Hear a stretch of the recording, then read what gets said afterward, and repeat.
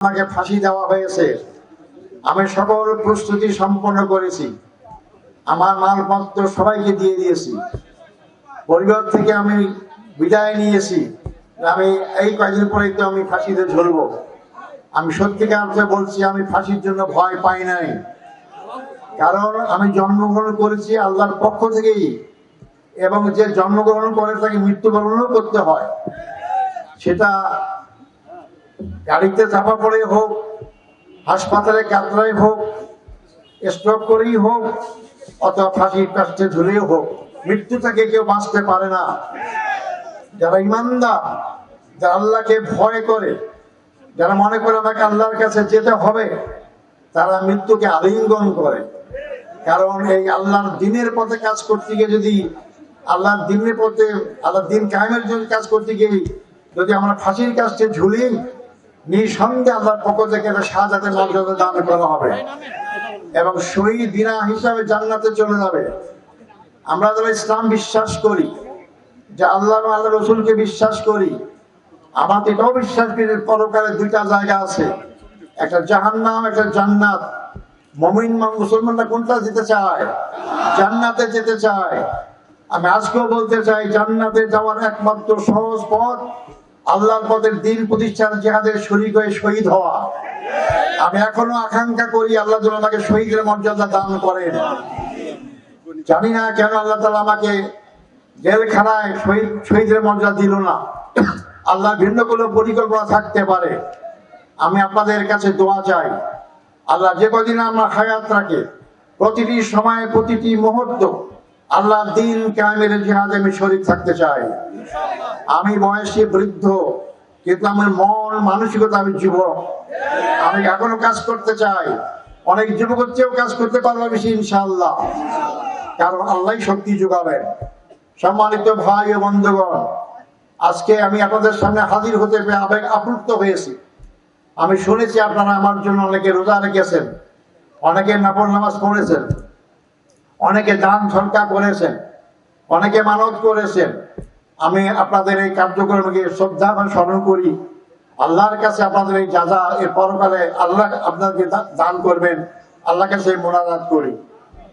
আল্লাহ দিন প্রতিষ্ঠার এই সংগ্রাম শুধু নয়, আজকে 2009 সালের পর থেকে যে সরকার ক্ষমতায় ছিল, তাদের জুলুম অত্যাচারে শুধু জামাতে ইসলামী ছাত্র শিবিরের লোকরাই ক্ষতিগ্রস্ত হয়নি, যারাই ওই সরকারের বিরুদ্ধেই চলে গিয়েছেন সবাই ক্ষতিগ্রস্ত হয়েছেন।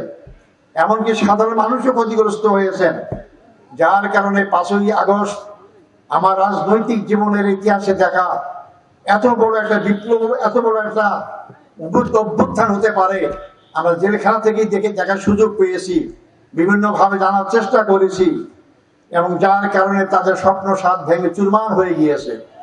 আমি তাই প্রথমেই সেই সমস্ত বীর ছাত্র জনতাকে অভিনন্দন জানাতে চাই, যারা 5ই আগস্টের ঘটনা ঘটার কারণে বাংলাদেশে 18 কোটি মানুষ আছে মুক্ত স্বাধীন হয়ে গেছে।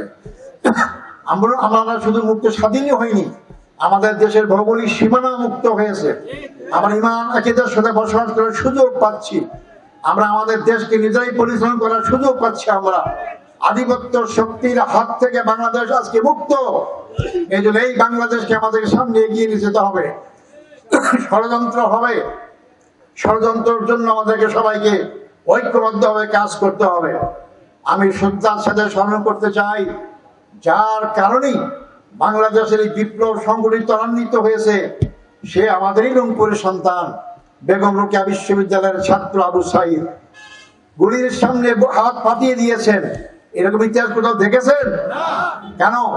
তার নিজের মুক্তির জন্য, তার দেশের মুক্তির জন্য, দেশের জনগণের মুক্তির জন্য, দেশকে স্বাধীন করার জন্য তার জীবনটাই আজকে আওয়ামী লীগকে পরাজিত করতে বাধ্য হয়েছে। সংগ্রামী বন্ধুগণ, নিশ্চয়ই আল্লাহ তার প্রতিদান তাকে পরকালে দান করবেন। এরকমই লোক তৈরি হওয়া দরকার স্বাধীন বাংলাদেশে। আমাদের সকলের এখনো হাত পেতে আছে আমাদের দেশটাকে দখল করার জন্য, তারা বিভিন্ন ভাবে প্রচেষ্টা চালাচ্ছে। এই প্রচেষ্টার বিরুদ্ধে আমাদেরকে ঐক্যবদ্ধ জানাতে হবে।